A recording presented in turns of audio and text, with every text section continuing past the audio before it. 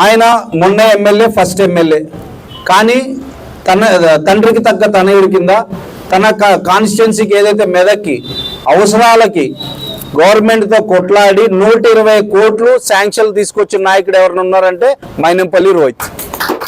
కావాలంటే మీ దద్దమ్మలు మీరు ఎప్పుడు కూడా అన్ని అబద్ధాలు చెప్పి బతుకుతారు కాబట్టి కావాలంటే ఏ చర్చ కన్నా కూడా మేము సిద్ధం. మేము చూపిస్తాం ఎన్ని శాంక్షన్లు అయినాయి, ఏమైనాయో, ఎన్ని శాంక్షన్లు అయినాయో ఏమైనాయో మీకు 100% చూపిస్తాం. వెళ్ళి చెక్ చేసుకోవచ్చు. ప్రోటోకాల్ అని మాట్లాడతారు. ఫస్ట్ ఎదుటోడికి చెప్పే ముందు మనం పాటించాలి. నువ్వు పాటిస్తే అందరూ పాటిస్తారు.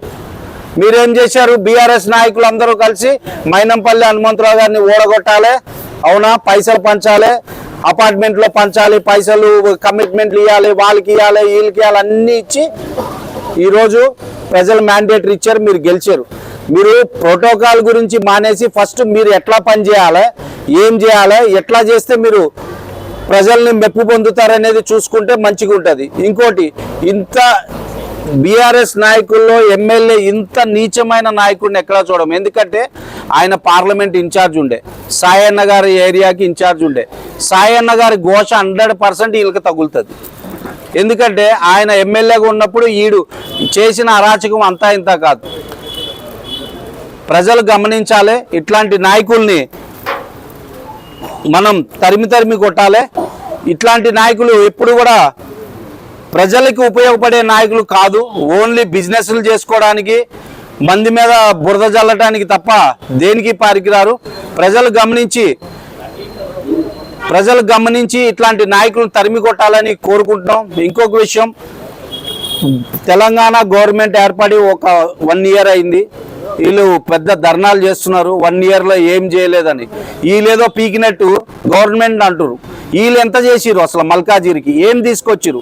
ఇప్పటివరకు అయినా ఏదైతే డెవలప్మెంట్లు ఉన్నాయో అవన్నీ మైనంపల్లి హనుమంతరావు గారు తీసుకొచ్చింది. కావాలంటే రికార్డు పరంగా నిరూపించడానికి మేము సిద్ధంగా ఉన్నాం.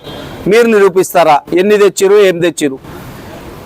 తెలంగాణ గవర్నమెంటు పేదల గవర్నమెంటు, కాంగ్రెస్ గవర్నమెంట్ అంటే పేదల గవర్నమెంట్, మీ బీఆర్ఎస్ గవర్నమెంట్ అంటే ధనికుల గవర్నమెంటు, ధనికులకి పనిచేసే గవర్నమెంటు.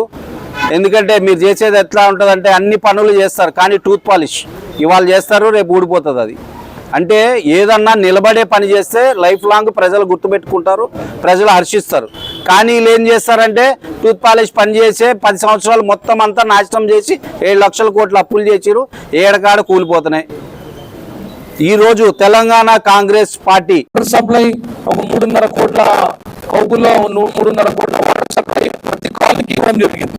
తర్వాత సీవరేజ్ లైన్ కూడా 60 లక్షలతో సీవరేజ్ లైన్ వేయడం జరిగింది. మరి కౌకూర్లో ఏం వేయలేదు అంటున్నాడు.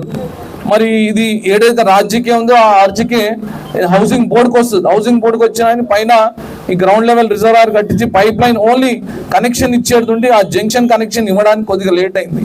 అయినా కానీ హౌసింగ్ బోర్డులో ఉన్న పైప్ లైన్స్ అన్ని మొత్తము అవన్నీ డ్యామేజ్ అయిపోయినాయి. అయినా కానీ తన సొంత నిధులతోటి కరోనా హార్డ్లీ 2 yearsలో కరోనా వచ్చింది మనకు 5 termsలో 5 years టర్మ్లో. ఆ 2 years కూడా తాను తన సొంత నిధులతోటి ట్రాక్టర్లు పెట్టి వాళ్ళకు వాటర్లు ఇవ్వడం జరిగింది. మరి మన మర్రి రాజశేఖర రెడ్డి గారు 1.5 lakh శాంక్షన్ చేయించి అక్కడ తర్వాత ఆయన మొత్తం చేసింది వర్క్ నా డివిజన్లో హార్డ్లీ ఒక 38 లక్షల వర్క్ చేయించాడు అంతే. మరి ఇప్పుడు అన్నట్టు మన వెంకటేష్ అన్న అన్నట్టు ఓన్లీ తీసుకెళ్ళి సబ్మిట్ చేయడము, తర్వాత ఇంకా ఆయనది ఏముండదు అసలు. వర్క్ వైజ్ అయితే ఏం కాలేదు ఇప్పటి వరకు కూడా. మరి అవన్నీ ఆలోచించుకోవాలా. ఓన్లీ సోషల్ మీడియాలో షోపుటాప్ చేయడం తప్పితే ఇంకా వేరే ఏం లేదు. మరి ఈ వేదిక మీదుగా ఆయన చేసిన వర్క్స్ ఈ మల్కాజిగిరి కాన్స్టిట్యున్సీలో ఏమేం చేశాడో అవి టోటల్గా ముందు పెట్టాలని మేము కోరుకుంటున్నాం. Thank you. హనుమంతన్న 2009లో గెలిచిన తర్వాత జిహెచ్ఎంసీలో 24 ఎమ్మెల్యేలు అందరికన్నా ఎక్కువ హైయెస్ట్ నిధులు తీసుకొచ్చి మన మల్కాజ్గిరి అల్వాల్ కాన్స్టిట్యూషన్ డెవలప్ చేసిందంటే మన మైనంపల్లి గారు. మరి మైనంపల్లి గారు తిరిగి ఎంతమంది కార్పొరేటర్ని జిహెచ్ఎంసీలో ప్రెసిడెంట్ అయినా గెలిపించారో మీ అందరికి తెలుసు. మరి ఇక్కడ మల్కాజ్గిరిలో దాదాపు ఇక 100 కోట్లతోటి వర్క్ చేశాడు. 2-3 వేల కోట్లతో మాకు కంప్లీట్ చేశాడు వర్క్స్ అన్ని. అందులో ప్రధానంగా మన మౌలాలి కమాన్ కానివ్వండి, ఇక్కడ ఆర్యూబీలు కానివ్వండి, బాక్స్ డ్రైన్లు కానివ్వండి, పెద్ద పెద్ద బాక్స్ డ్రైన్లు కూడా with in a span of 1 year లోపల వర్షం వస్తే మనది ఒక పెద్ద వరద. అందులో పాపం చిన్న పిల్ల కూడా లాస్ట్ టైం కొట్టుకుపోయిండే. మరి ఇవన్నీ దృష్టిలో పెట్టుకొని అన్న నిరంతరం ప్రజల కోసం, మన మల్కాజ్గిరి ప్రజల కోసం పనిచేసింది. తర్వాత నా డివిజన్కి వస్తే దాదాపు నేను 2009 నుంచి ఇప్పటి వరకు 15 yearsలో 2009లో నేను ఒక 120 కోట్ల పనులు చేయించాను.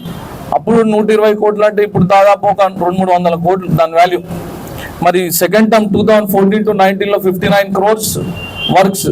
తర్వాత హనుమంతన్ వచ్చిన తర్వాత ఎన్నో అభివృద్ధి వర్కులు చేయించాం. బాక్స్ డ్రైన్స్ కానివ్వండి, తర్వాత మన రోడ్స్ కానివ్వండి, సిఆర్పిఎం రోడ్స్ కానివ్వండి, ఇంకా వేరే వేరే ఇంటర్నల్ రోడ్స్ కానివ్వండి, వాటర్ బోర్డులో మాత్రం మొన్న ఒక పెద్ద అభియోగం పెట్టిండు.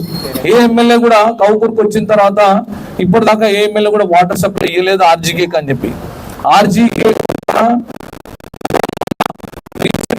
2 years బ్యాక్ రిజర్వాయర్ 2.3.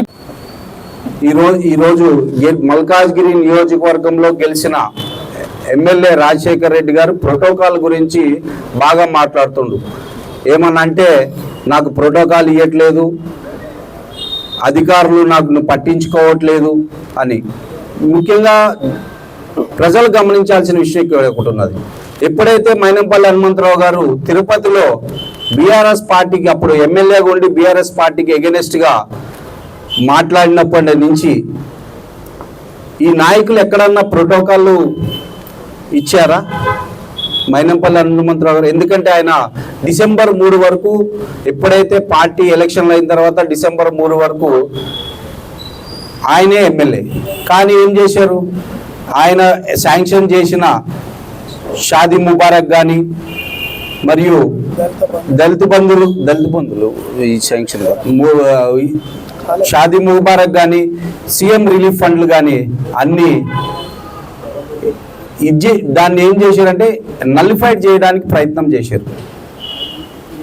అంటే ఏంటంటే పార్టీ అతన్ని ఎగ్నెస్ట్గా చేసి అతన్ని డిగ్రేడ్ చేయాలి ప్రజల్లో అని ప్రయత్నం చేసింది మీ నాయకులు కదా. అప్పుడు నువ్వు పార్లమెంటు ఇన్ఛార్జివి, ఏం చేసినావు? మరి ప్రజల కోసం ఆయన కొట్లాడుతుండు, ప్రజల కోసం శాంక్షన్లు చేపించిండు, అవన్నీ నల్లిఫైడ్ చేసిరు. కానీ మైనంపల్లి హనుమంతరావు గారు అట్లా చేయలేదు. మళ్ళీ కాంగ్రెస్ గవర్నమెంట్ వచ్చిన తర్వాత వీటినన్నింటినీ శాంక్షన్ చేపించి అందరికీ చెక్కులు, కళ్యాణ్ లక్ష్మి, షాదీ ముబారక్. ఇక్కడ గమనించాల్సిన విషయం ఏంటంటే ఒక్కసారి శాంక్షన్ కి పెట్టిన తర్వాత క్యాన్సిల్ అయితే మళ్ళీ రీసబ్మిషన్ కి ఛాన్స్ లేదు. అంటే వీళ్ళు ఎంత దుర్మార్గులు అంటే ప్రజలు ఎటు వెళ్ళిపోయినా పర్వాలేదు, మా యొక్క అహం నెగ్గాలి, మా పార్టీ నుంచి వెళ్ళిపోయిన నాయకుడు ఎవరైతే ఉన్నారో అతన్ని ఒక్క శాంక్షన్లన్నీ క్యాన్సిల్ చేపించి మా యొక్క అహాన్ని నిలుపెట్టుకోవాలని చేసినారు. ఎవరిని సాధిస్తున్నారు అంటే ఇండైరెక్ట్ గా ప్రజల్ని ఇబ్బంది పెట్టాలని, ఇబ్బందికి గురి చేయాలని ప్రయత్నం చేస్తారు. ఇట్లాంటి నాయకులను మనం గెలిపించుకొని ఇది చేసింది అనేది ప్రజలు ఆలోచించాలా. ఇంకొకటి, వీళ్ళు పెద్ద పెద్ద పొగడ్తలు చెప్తారు. బీఆర్ఎస్ నాయకులు మొత్తం కలెక్షన్లు చేస్తారు. కావాలంటే ప్రెస్ సోదరులకు తెలుసు, అందరు తెలుసు. ఒకవేళ వాళ్ళు ఏదైనా నాయకులు అధికారులు పనిచేయలేదనుకోండి, వాళ్ళ మీద కేసులు పెట్టడం, కంప్లైంట్లు పెట్టడం, పై అధికారులకు ఇంటిమేషన్లు ఇవ్వడం, ఇది చేస్తున్నారు.